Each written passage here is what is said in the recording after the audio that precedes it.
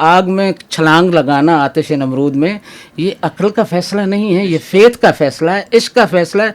और वो भी इश्क जो आपके रेशे रेशे में समा चुका हो, बायोलॉजिकली ट्रांसफॉर्म कर चुका हो, तो फिर आप अनहोनी को होने में जो है ना वो तब्दील कर देते हैं। और ये बग़ैर इश्क और फेथ के, जब मैं फेथ कह रहा हूँ या इश्क कह रहा हूँ तो इन दो टर्मिनोलॉजी को आप सिनोनिमस के तौर पर डील करें। यानी फेथ इश्क पैदा करता है और इश्क जो है वो क्रिएटिव फॉरवर्ड मूवमेंट होती है। इकबाल जिस इश्क को यूटिलाइज कर रहा है ना अपनी शायरी में, वो एक क्रिएटिव फॉरवर्ड जो है वो मूवमेंट होती है। यानी उसने एक जहाने फर्दा तख्लीक करना होता है। यानी फॉरवर्ड का मतलब है कि वो जो पिछली जो रिवायात आ रही हैं वो पुरानी और बोसीदा हो चुकी हैं, वो अब प्रैक्टिसेबल नहीं रही।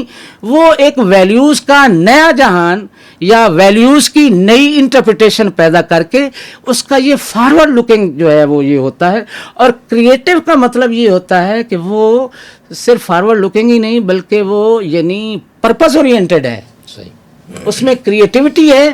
क्रिएटिविटी मीन्स कि कोई मॉरल क्रिएटिविटी है, वो जो अखलाक का, वो जो इकबाल ने कहा ना कि गरज तुमसे कहूँ क्या कि वो सहरा नशीं क्या थे, गरज तुमसे कहूँ क्या कि वो सहरा नशीं क्या थे, जहाँ बीनो जहाँगीरो जहाँ दारो जहाँ आरा।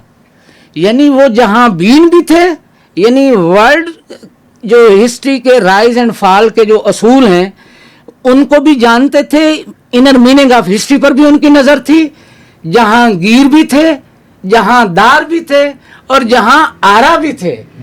तो उनसे यानी तमद्दुन आफरीन जो उनका वो शेर है, यानी वो तमद्दुन आफरीन भी थे कि उन्होंने एक तमद्दुन पैदा नहीं किया बल्कि उन्होंने कई तमद्दनों की डिस्कवरी की बिना डाल दी कि आप उन जहांगीरी के जो असूल हैं उनको और इंटरप्रेट करते चले जाएं और जहान को, क्योंकि जो मॉरल कॉग्निशन है वो स्टैग्नेंट नहीं होती, वो आगे नए नए चैलेंजेस के अंदर नई क्रिएटिविटी लाती है।